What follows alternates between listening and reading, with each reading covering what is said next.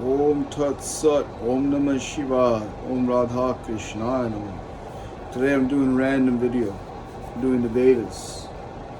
This is the Rig Veda. Okay? The Mandala tree. Mandala 3. Yupa.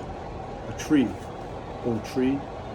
The sacrificial posts will increase in glory in the sacrificial proceeds today. The learned ones who are performing the sacrifices with saintly sanctify the post through their wisdom. The learned ones who pray to the gods will chant hymns. O sacrificial post made out of a tree, there are men who, dint of the sacrifice, wish to become godlike. It is they who have measured you out. An axe has been used to fashion the divine sacrificial post. The yupa, which stands upright, is as radiant as the sun. May the sacrificial post grant the devotee subjects and riches. An axe was used to cut and trim the sacrificial post. The officiating priest set it up on the ground. The post will purify the sacrifice. May the post grant us the best of riches on the occasion of the sacrifice. Aditya, Rudra, the Vasus, and of the other gods traverse the best of paths. They populate the vast heaven, the atmosphere and the earth, and increase love in these words. May the gods preserve this sacrifice. May they hold aloft the post, which is the symbol of the sacrifice. The sacrificial post is full of energy. It shines like the sun itself. When the pot is set up on the ground, chips are lopped off so that a snake may be formed. When these chips fall to the ground, it seems as if a flock of geese is flying in the sky. The learned ones have set up this on this post. On the occasion of the sacrifice, it rises up in the atmosphere, the place where the gods roam. The sacrificial post shines like the sun. Its sides have been lined with rings of iron before the pillar was set up in the ground. The yupa gleams like the horns of animals. May the sacrificial post listen to the hymns that are being chanted at the time of sacrifice. May it protect us at the time of battle. A sharp axe was used to fashion out the sacrificial posts, so that our good fortune may be assured. O tree, from this yupa was made. May you flourish the many branches. Here we have thousands of branches and prosper. Usha is the personification of the dawn. We now have Shukta, addressed to Usha. Sage, to whom the hymn is ascribed, continues to be Vishvamrita. The metre is Trishtupa. Usha, you are the one who grants food, grains, riches. Listen attentively to the hymns we are chanting. You are the goddess who deserves to be praised by all of us. You have been around for a long time, but you are always useful. You are the wise one who permits the observance of religious rites, O goddess Usha. You ride on a chariot that is as beautiful as the moon.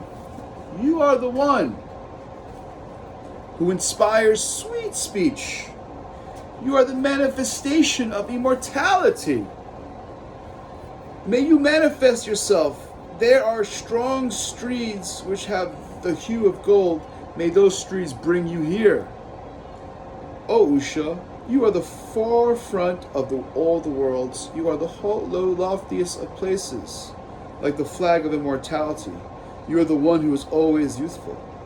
You keep rotating like a wheel. May you grant us prosperity. Your radiant rays banish the darkness. You are the wife of the day which brings riches. You are the beautiful one who makes the day manifest. You are the one who grants good fortune. Your light spreads to the furthest extremity of heaven and earth. O thus who are chanting the hymns, the goddess Usha is manifesting herself before you. Bow in obeisances before her and chant her hymns to her. She is the one whose energy can be felt in the loftiest parts of heaven. She is the one who is the source of all sweetness.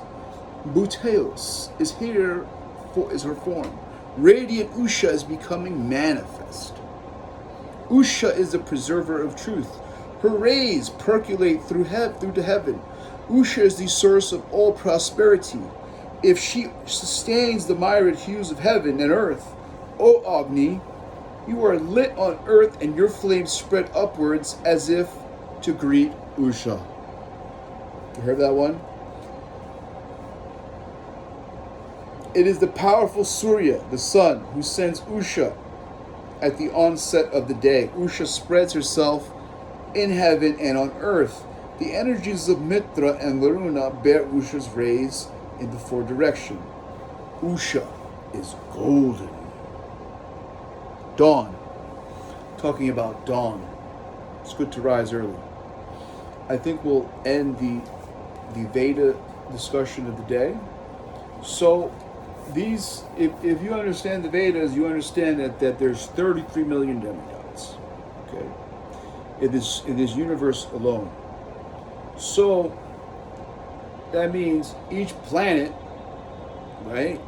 There could be 100 million planets. Sometimes they overcalculate. They get these exuberant numbers that are like, there's many universes, but in each universe, some universes are so small that they call them something else, nebulas or something. So whatever else it is, they don't. That's speculation. They could just be a smaller universe. Every universe doesn't have to have billions of planets. That's your speculation. So anyway, nonetheless, like I was thinking today, even the tree gods in this world, in this universe, there must be other universes where there's a different setup, where Krishna is there, but there might be a whole other setup, let's say, another type of demigod, maybe not a Brahma, maybe another being altogether that has a different name, you know what I mean? Or maybe like Rudra doesn't go there and there's some other kind of Rudra that pervades it. You see what I'm saying? But he doesn't go under the term of it. So our knowledge is limited in this universe. What we have, we're only given here to say what's here, what applies here, what was given here, which is tremendous to us. We have to go and find this information. That is the duty of human life. There's no other obligation more important than for you to find your soul's journey and how to get home to God, how to prescribe yourself to a duty to the Lord and fulfill that in grace and in braveness. That is what grants you. This world will never grant you. You can be running around here and thither and it'll never grant you any satisfaction, unfortunately. By nighttime, you'll be unsatisfied.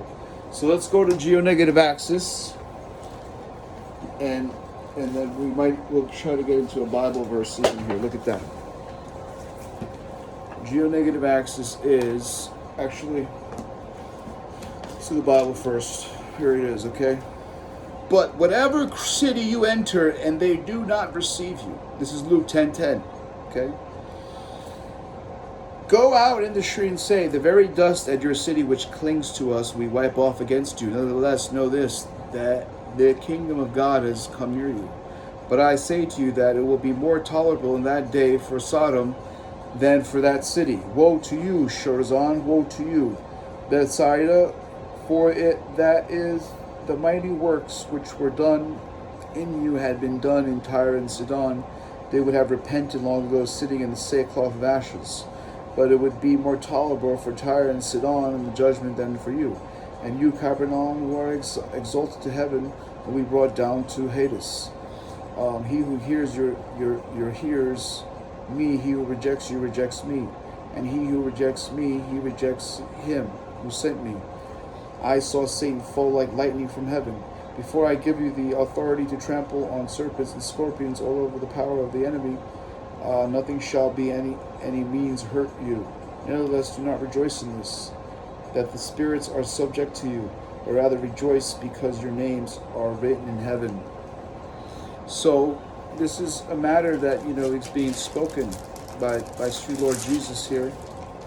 I understand he's addressing them, and he's telling them that that you're basically, you have a choice, and there is a heaven. You have to, people like to say, I'd rather not say there's a heaven because I haven't been there, and it's easier for me to digest if I do anything wicked or weird or stupid, for that matter. But this is not the proper conception of life. It is not what human life is for either. To simply say, I need to survive like an animal and then denounce my spiritual life would be the dumbest thing a human could say, for the wise that actually know what human life is for. It's just super dumb. So basically, if you want to be smart is making good decisions. That's what makes you smart. And that takes wisdom and knowledge. So to be smart, first you have to get the right knowledge, you have to get the right wisdom. And that's why I tend to the Vedics, and that's why I concluded physics with Geo-Negative axis. Because it wasn't concluded. They just said, have faith in whatever we throw upon you. If you can catch it and figure it out and count it up, we'll give you some credit. If that, right? So that's not what religion's about. That's not how you present religion.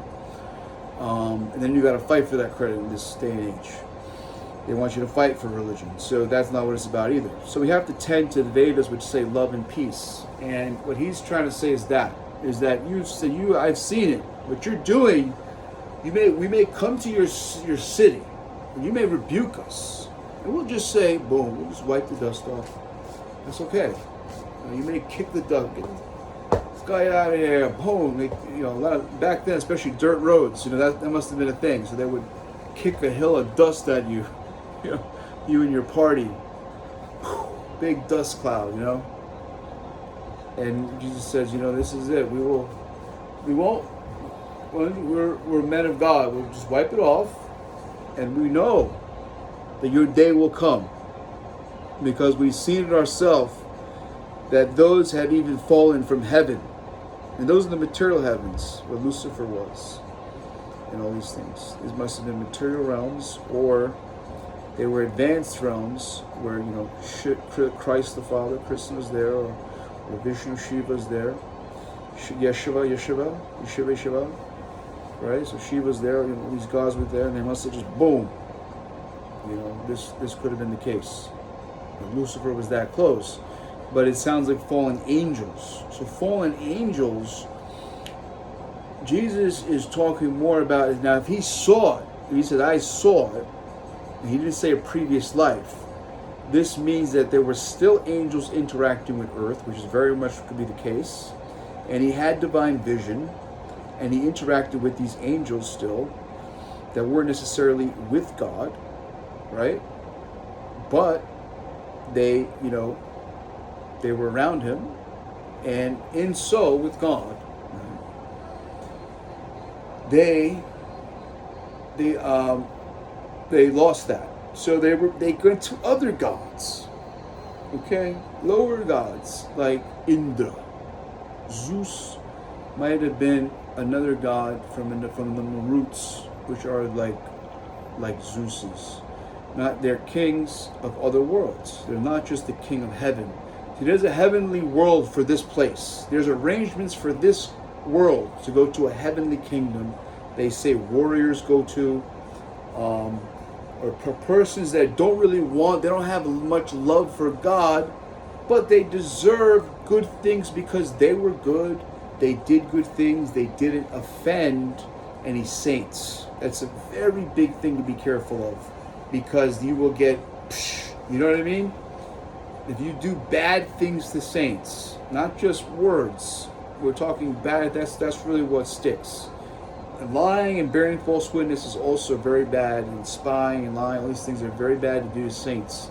Be very careful with that. I'm telling you right now, this is the truth. That is the one thing that can totally denounce you from not getting your heaven credits, doing cruel things to saintly people. Anyway, next thing, or children. The children are saintly in a sense because they're innocent if they are. Once they start getting older, they start to develop a character that could be more sinister. But that's another story, okay? But really, you have to be careful. So that's the same thing. Just like Lucifer. Lucifer made an offense up there, and he was casted away. And he came down here, and he became a little abusive, and he tried to... This is when they were still interacting still. The angels, the Gandharvas, there was still some sort of interaction with Earth. Now I don't know if they're interacting, but they're not interacting with me, they're not interacting in the public at least.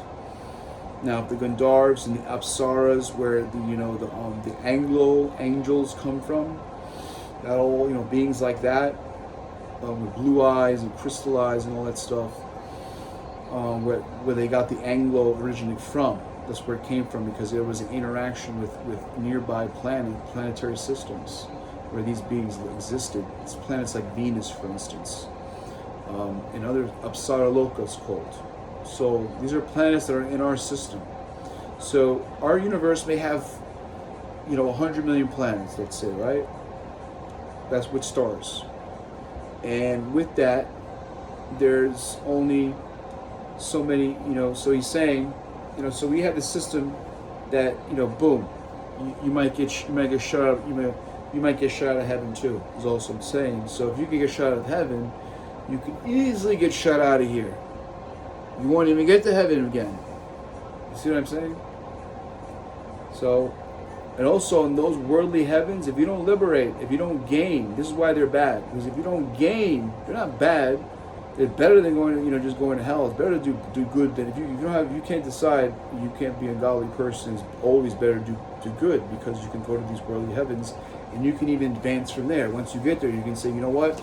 I should have been godly. I enjoyed so much on earth. I should just do that now. If you have the chance to remember, not everyone has that chance. They wipe you out. They wipe a lot of things out before you even get to heaven. Put it that way. Like all your crowd, all your anger, to the point that you can't even recognize your family. And they show tests on this in the scriptures that back is exactly what I'm saying. When there's more interaction between planets and heaven and even hell, you can visit. You can get there if you have the spiritual stamina and ability. You can get there, because after all, these are just other intelligible beings that have created this place, and you could be friends with them. You could work with them, but so many people oppose that. Even though when I tell them they're doing the wrong thing and they're scaring the gods away, they don't understand that part. And this is why I'm telling them that, because they don't want to be babysitting, and they don't want to be having to start huge wars that they have to kill millions of people and this and that, because some dodos want to, press upon control of devotees of God, or persons like me, who are doing, working with them, with the Lord's devotees and the gods. So, nonetheless, to help the world do what's right. So there goes Mahashambhu right there. So that's my clarity. So that's the explanation of that. Jesus, in short, the Vedas. And we can look now to the Geo-Negative axis for some physics.